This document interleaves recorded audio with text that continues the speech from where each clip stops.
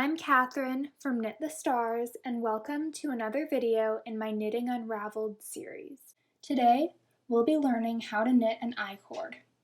When you're working with DPNs or the magic loop method, you may have noticed that if you're trying to make a round of only a few stitches, splitting them across multiple needles seems like a lot of unnecessary work. The I-cord allows us to work in the round much more easily with our stitches on only one needle. This is usually done with 2 DPNs, but I'll also be showing you how to make an I-cord using circular needles.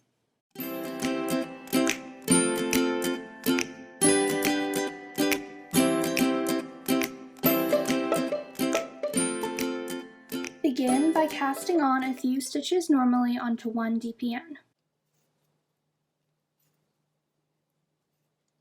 The I-cord technique works best with anywhere from 2 to 6 stitches.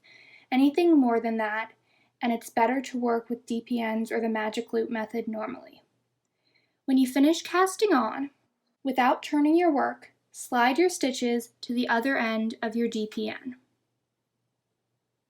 Switch that DPN to your left hand and knit your first cast on stitch with your second DPN by crossing the working yarn across the back of the stitches to reach the first stitch.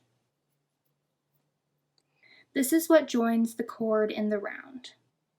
Continue working to the end of the first round. Now, once again, slide your stitches to the right to the other side of the DPN and switch the needles in each hand. Next, crossing the working yarn back over the back of the stitches, knit the first stitch once again, and continue across the round. As you continue doing this, you'll start to see that cord shape forming.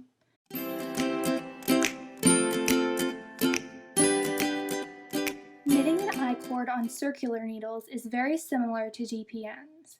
Once you cast on, instead of sliding your stitches to the other side of the DPN, you'll slide them across the cord to the other end of the circular needles.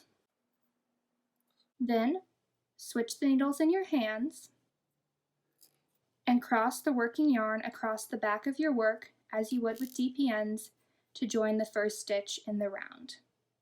Since circular needles are really just one long double-pointed needle with the cord in the middle, the technique will be very similar to working with DPNs. Thank you all so much for watching, and I hope you'll follow along with the rest of my Knitting Unravelled series.